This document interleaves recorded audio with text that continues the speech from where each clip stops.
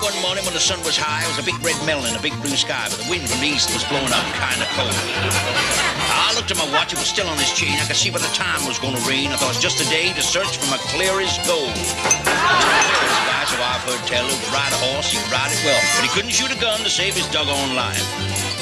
He took a pot shot at the sheriff and missed. By all accounts, he was a little bit drunk, so they strung him up and got a widow out of his wife.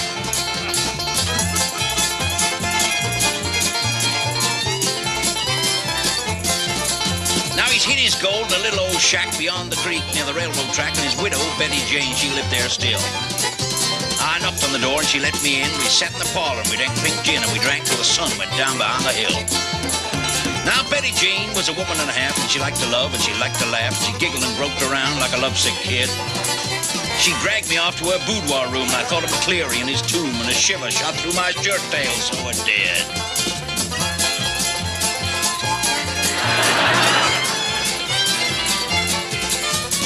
I'm going to say what went on that night, but I quit the shack in the early light and I staggered out like a wrestler leaving the ring. Now, I can handle myself in a fight, but she floored me 15 times that night, but I was so damn drunk I didn't feel a thing. And I realized as I sat in the cold, I'd found romance, but I found no gold, and I'd come out just as poor as I'd gone in.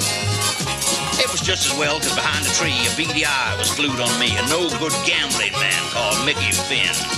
Now, Mickey had been chasing Betty Jane, and our little romance had caused him pain. You could tell by the way he ground his teeth and spat, and the way he stiffened and went all tense and banged his head in a nearby fence, crossed his eyes and danced in his Stetson hat.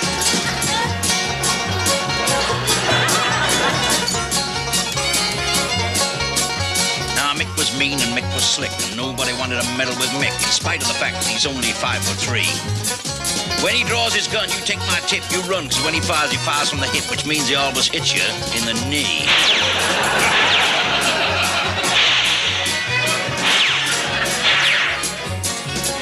I staggered at my feet and back indoors where Betty Jane lay in her vest and drawers while Mickey let loose with everything he'd got.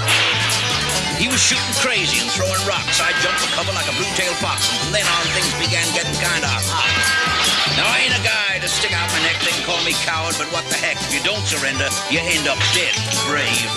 I decided if the gold was there, then Mickey Flynn, he could have my share, so I started looking around for something white to wave.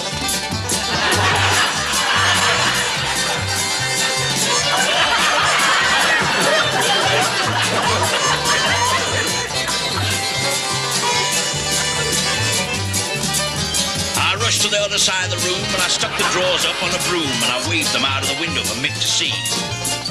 But his jaw went loose and his face went puce. He thought they were a trophy, not a truce, to show him Betty Jane had given in to me.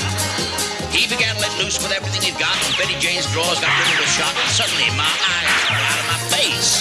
Out through a hole in that wonderful pair, a stream of coins fell through the air. But clear as gold, I'd found his hiding place.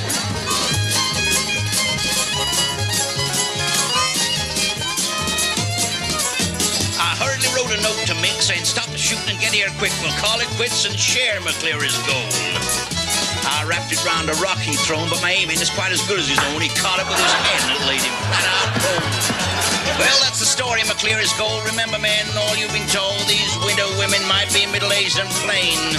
But don't let that stop you. Take a tip from me. Just try your luck. It could very well be she's sitting on a fortune like Betty Jane.